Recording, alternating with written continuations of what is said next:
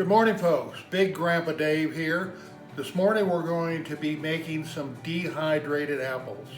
I have a big mess of Cosmic Crisp apples that we're going to be slicing and putting on the dehydrator.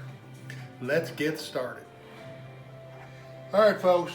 First thing we're going to do is talk real quick about slicers. This is a traditional apple slicer that slices 8 wedges and also cores the apple. Unfortunately, with these big apples, the pieces are too big, so you're having to manipulate them or cut them smaller by hand. Today we're going to go ahead and use the mandolin, which allows us to make a nice thin slice. Also a little bit dangerous. Before we get started, we filled a bucket of or a bowl of water. We're going to add a little bit of vinegar. You can do vinegar or lemon juice to add a little acidity to the water. It helps keep the apples from browning as they warm up on the dehydrator.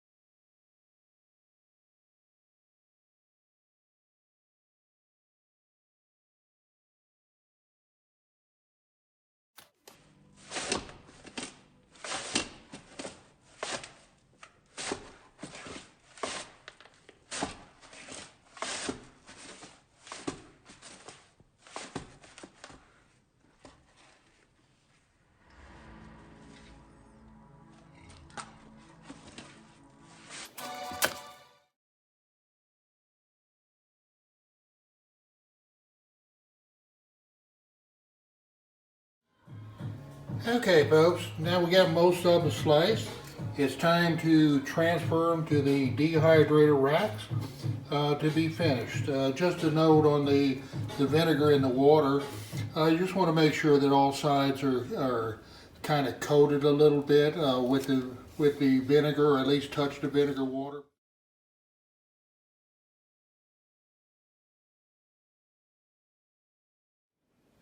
Okay, folks, we got our apples all sliced and onto the dehydrator racks. We have 10 racks total. The apple slices were quite big, so some of them I had to just slice an end off to get them to fit correctly on there. So I had a friend, we're going to put some toppings on this now before we dehydrate it, but I had a friend said that she likes to eat her dehydrated apples with a little kosher salt. So we're going to take this top little bunch here. I don't know if I can get that film in there, but I'm going to sprinkle a little bit of kosher salt across the top of this. I guess maybe I'll show you where it's coming out of the bottom. A little bit. That's a little bit more than I wanted, but that's okay. We got the kosher salt on a couple of trays. The other thing we're going to do on the other trays, and this is my favorite, I've mixed up a mixture of both sweet and low and some cinnamon, just to add, so all of our apples end up with a little bit of sweet to them, irregardless if they're a tart apple. They'll come out with a little taste of cinnamon. And you don't have to put a lot on this, but it's up to you on how much cinnamon you want. But we'll go through and we'll do the rest of these, dust the rest of these trays with the cinnamon.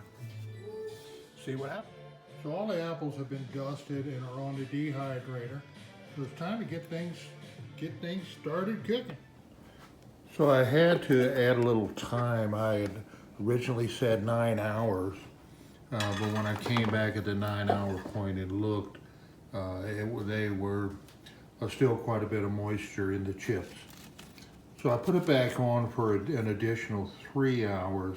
So it makes a total of about 12 hours, but we have nice, crispy, the backside doesn't have the cinnamon on it, but they're crispy, they snap, and yummy, yummy chips.